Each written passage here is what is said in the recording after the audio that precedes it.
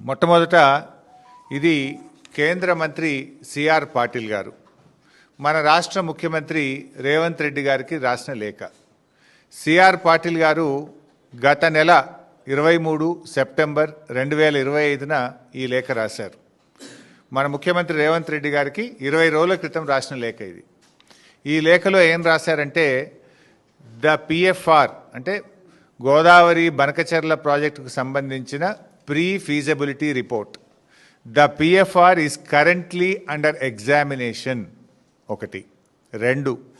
Further, the government is in receipt of the consensus raised by the state of Telangana on Polavaram Bankacherla link project and is following due process for techno-economic appraisal of the project. అంటే మేము ఈ Polavaram Banakacherla project యొక్క techno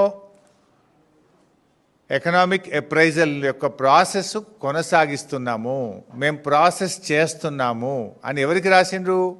స్వయంగా మన ముఖ్యమంత్రి రేవంత్ రెడ్డికి రాశారు. ఎన్ని రోజుల కింద రాశారు? 20 రోజుల కింద రాశారు. అంటే 20 రోజుల కింద నీకు ఉత్తరం వచ్చినా ఈ రోజు వరకు రేవంత్ రెడ్డి స్పందించాడు.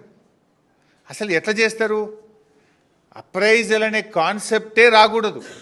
ఎందుకు రాకూడదు అప్రైజల్ అనే concept? It is not qualified to examine. మన దేశంలో వరద జలాల మీద డిపిఆర్ల అప్రైజల్ జరగదు.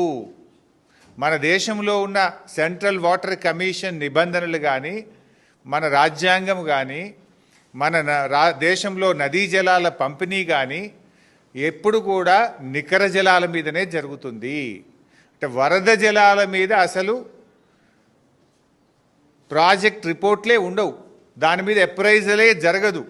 అందువల్ల ఇది వరద జలాల మీద ఎప్పుడైతే ఆంధ్రప్రదేశ్ ప్రభుత్వం సబ్మిట్ చేసిందో, this is not entitled for appraisal. అసలు అది క్వాలిఫైయే కాదు.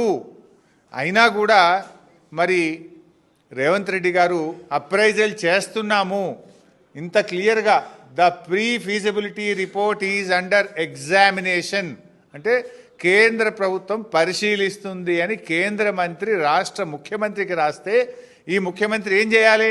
నువ్వు అసలు ఎట్లా ఎగ్జామిన్ చేస్తావు? వరద జలాల మీద ఈ దేశంలో ఇప్పటి వరకు ఏదైనా ఒక ప్రాజెక్టు అనుమతించిండ్రా? వరద జలాల మీద అనుమతించే విధానం ఈ భారతదేశంలో ఉందా? మన చట్టం అనుమతిస్తుందా? నువ్వు ఎట్లా చేస్తావు అని చెప్పి ప్రశ్నించాలి. వినకపోతే సుప్రీంకోర్టు పోవాలి. ఎందుకు మొద్దు నిద్రపోతున్నావు అంటే పరోక్షంగా నువ్వు సహకరిస్తున్నావు. నీ కాంట్రాక్టుల్లో వాటా ఉందా? నీకు పర్సంటేజీలు ఉన్నాయా? ఎందుకు నువ్వు సహకరిస్తున్నావు అని నేను అడుగుతా ఉన్నా. రాష్ట్ర ముఖ్యమంత్రిగా రాష్ట్ర ప్రజల ప్రయోజనాలు కాపాడతావా? నీ స్వార్థం చూసుకుంటావా?